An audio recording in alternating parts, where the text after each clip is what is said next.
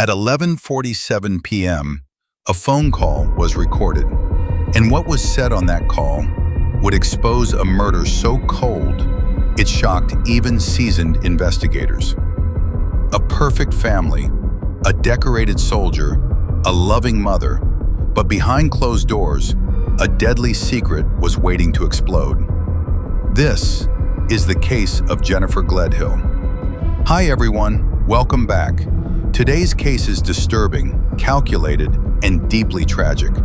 It's a story of love, betrayal, and a decision that destroyed an entire family. Because sometimes, the most dangerous people are the ones closest to us. The perfect life. On the surface, everything looked perfect. Jennifer Gledhill and her husband Matthew Johnson lived in a beautiful million-dollar home in Cottonwood Heights, Utah. They had 3 children, a stable life, a respected reputation.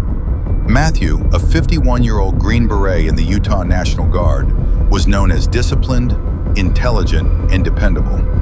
Jennifer, 42, was seen as a caring mother, quiet, reserved, a homebody. To outsiders, they were the ideal family. But behind that perfect image, their marriage was quietly falling apart. By mid-2024, cracks had turned into fractures. Arguments became frequent. Tension filled the house. In August, Jennifer filed for a protective order against Matthew. But when the court reviewed the evidence, something didn't add up. The judge noted that Jennifer's own messages were aggressive, even provoking. The case was dismissed. And in a chilling observation, the court stated, "This is a highly dysfunctional marriage, bringing out the worst in both parties." A warning that came too late. The secret affair. While her marriage crumbled, Jennifer was living a double life. She was involved in an affair. Not just casual, but intense, emotional, consuming. And just 2 days before the murder, she showed her lover something disturbing: a loaded gun. At the time, it seemed insignificant, but later it would become a chilling piece of the puzzle. The night everything changed. September 20th, 2024, the truth came out. Matthew discovered the affair. What followed was a heated argument. Years of anger, betrayal, resentment, all erupted in one night. But no one knew this would be the last time Matthew would ever be seen alive. The murder. In the early hours of September 21st, while Matthew slept, completely unaware, Jennifer made her move. She took a 9mm handgun and shot her husband in the head. No warning, no struggle, no chance to defend himself. What happened next was even more disturbing. Jennifer didn't panic. She planned. She dragged his body, placed it in a storage container, and moved it through the house, loaded it into her minivan, then drove north to an unknown location and buried him in a shallow grave. To this day, his body has never been found. Back at home, she began cleaning. Bleach covered the walls. Carpets were scrubbed. Evidence erased. She even ordered a brand new mattress to replace the blood-soaked one. Everything was calculated. Everything was controlled. Or so she thought. 2 days later, Jennifer made a mistake. She went to her lover and confessed everything. She described the murder, the burial, the cleanup, as if it meant nothing.